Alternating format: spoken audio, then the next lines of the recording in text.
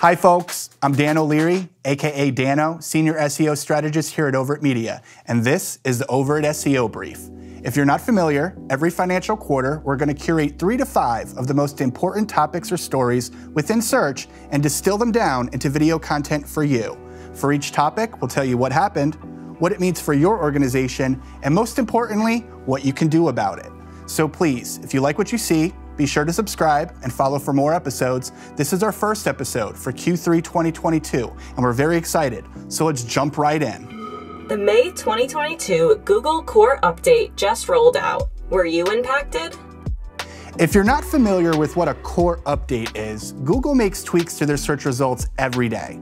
Most of these are so slight, Google doesn't even acknowledge them. SEOs might speculate, but other than reiterating that they make changes daily, Google won't formally recognize or name any of these small updates. But once or maybe twice a year, Google releases a more significant update, one that fundamentally changes Google search results across the board. And these are known as core updates. And Google will acknowledge them through their social media channels, their webmaster's blog, and through search liaisons like Danny Sullivan. The most recent core update was just released in late May, and it took into June before it finally finished rolling out.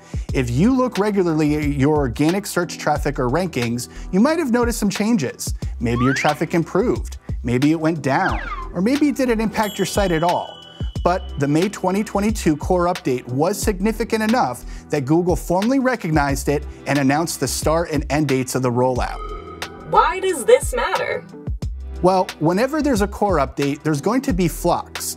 Because search results are fixed amount of space on a screen, when one website moves up, others have to fall. This is a zero-sum competition. For websites that saw ranking improvements, it's generally all sunshine and rainbows. Better visibility translates to more clicks, more leads, more conversions or sales, whatever KPIs you're tracking. But from the perspective of a site that was leapfrogged by another website, the perception is often that your website was penalized or targeted by the update. When you're on a train standing still, but another train outside your window is moving forward, your brain tricks you. It feels like you're starting to move backwards. And that's exactly how being on the other side of a core update feels. We're being punished. Our site has something wrong with it, or some other perception of deficiency. So, what should you do if a core update impacted your site? Well, whether your site was impacted positively or negatively, the first and most important thing to do is be patient. Wait. These core updates take time. As Google rolls them out, there are often further adjustments, rollbacks or tremors, whatever you want to call them. They reflect the longer windows of time it takes Google to fully roll out the update. You cannot be certain of anything until you've given them enough time to settle before you draw conclusions.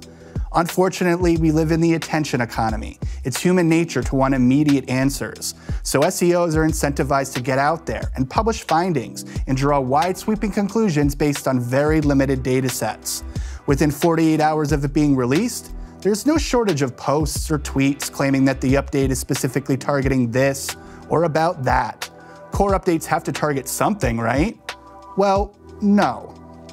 Google Search now incorporates technologies like natural language processing, machine learning, and AI models. It's all math-based. It's simply not accurate anymore to imply that human engineers are the most active agents within this process, or there are specific motivations behind these core updates. When it comes to machine learning, a team of engineers could confidently state the search results are improved, but couldn't point to something specific as to why or how the results are improved. Ascribing intentionality to mysterious processes is part of human nature, yes, but it's not an accurate description of how core updates work in 2022. So besides wait and avoid overly speculative content, what can you do? Well, this sounds obvious, but you'd be surprised how many forget this simple tip. Review the search results. Get out of the analytics graphs and go look at the search results. What has changed? If you've been leapfrogged by a competitor, go to their page and study it. Read other pages above you and below you. You'll often find that the update has rewarded stronger content, more unique content, or bumped down content that had ranked earlier, but maybe wasn't as relevant to the search query as it should be. Whatever the case, you're almost guaranteed to find a new kind of benchmark to strive for in terms of content quality, value, or relevancy, Whatever Google wants, if anything, they'll show you right in the search results. Your main goals in SEO should always be to deliver the best and most relevant content for a search query. It's really as simple as that, and no core update, good or bad, should change your true north in that regard. So, go check out how your site fared with the May 2022 update, but never panic, and don't seek out shortcuts or easy answers. They'll only lead you astray in the long run, and search is a long game. We hope that helps. Topic 2. We're 1 year out from GA4.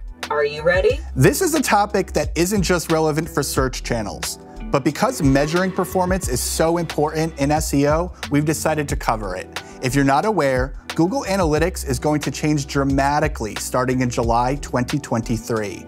That's when Google will finally and completely sunset the current version of Analytics that many site owners use now, called Universal Analytics.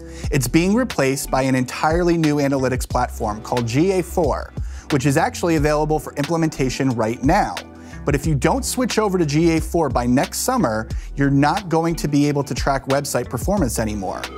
Why does this matter?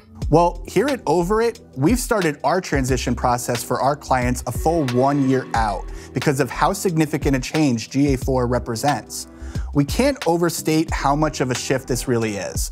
This is not just a minor update to Universal Analytics. This is the most significant digital analytics infrastructure change in the last decade, and many organizations are going to find themselves in the dark if they do not plan for this. We're not trying to alarm you, we're trying to prepare you.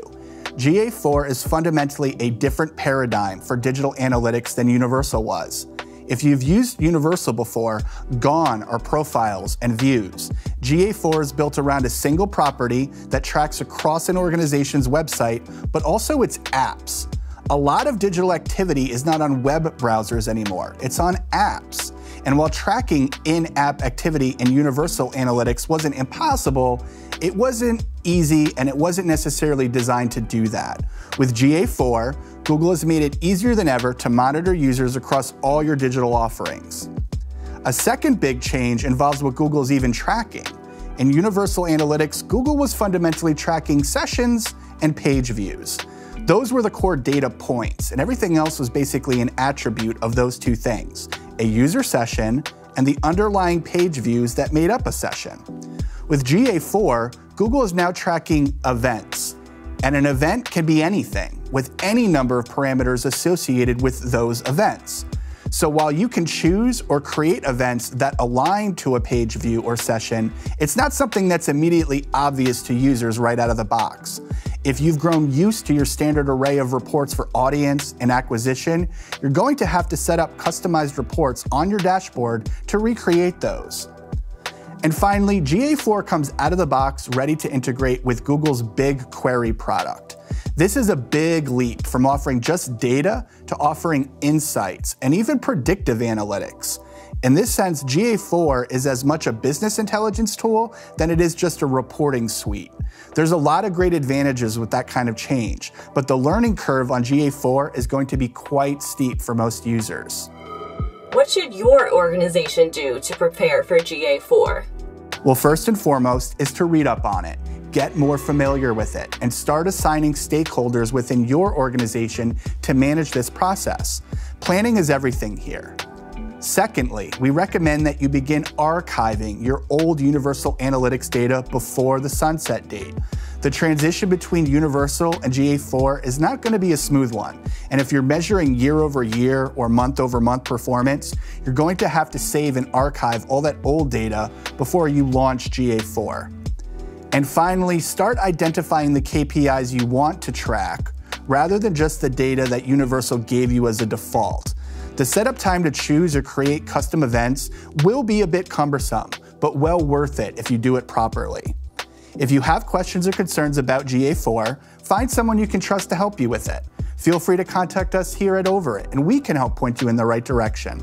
We hope that helps. Topic 3. Google's digital marketing certification course gave bad SEO advice. What gives? If you haven't heard, Google now offers a digital marketing certification that comes with self-paced learning modules. It just released in early May, and for the most part, it's been pretty popular and successful. But One of those modules was designed to teach digital marketers the basics of SEO. And when some professional SEOs, including Gianluca Fiorelli, reviewed the module, they found some very suspect advice among the lesson material. This included references to long debunked or abandoned SEO practices, such as keyword density or minimum word counts, among others. When Google's search liaison Danny Sullivan was alerted to this, he effectively said, "Ignore this," and clarified that Google's search team had no part in developing the materials. So what happened here? If you can't trust Google to give you good SEO advice, who can you trust? And what other lessons can we learn here? Well, one thing to note is that Google isn't just a search engine anymore. It's been reorganized from a corporate standpoint under the Alphabet Inc. umbrella, and it's now a multinational corporation with a wide range of products and services, from Google Search to YouTube to the Chrome web browser and more. In our opinion, this is a classic example of the left hand not talking to the right hand, which happens in any organization of this size. But the deeper concern becomes, what's the value of these certifications if they are actively spreading what are effectively SEO myths? One of the long prevailing problems within SEO has been the perpetuation of debunked myths or bad advice. Many excellent SEOs have spent most of their careers actively trying to combat these. So it's not helpful to the industry when a major player like Google makes a mistake like this. It sets the entire industry back in many ways. Our advice to you is to never take any SEO advice as gospel truth. It's always okay to ask questions. If you're getting SEO advice from outside parties, you may want to ask questions like, is there any documentation or citations you can send us that corroborates your advice? Or do you have any proof behind this besides your own experiences? These types of questions will require any SEO you're working with to back up their claims or advice. The more documentation, citations, or links they can send you on a topic, the better you can feel about it. But review what they send you. An out-of-date blog post in 2012 might have given good advice then, but would be well past useful today. Check for the timeliness, relevancy, and authority of the materials they send you. There are no perfect answers here, but due diligence is never a bad idea, even when working with subject matter experts you're deferring to.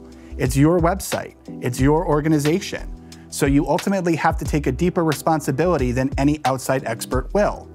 And of course, you can always grow your own SEO knowledge. Sign up for courses, not just Google's. Bookmark a blog, or sign up for an ongoing video series like ours.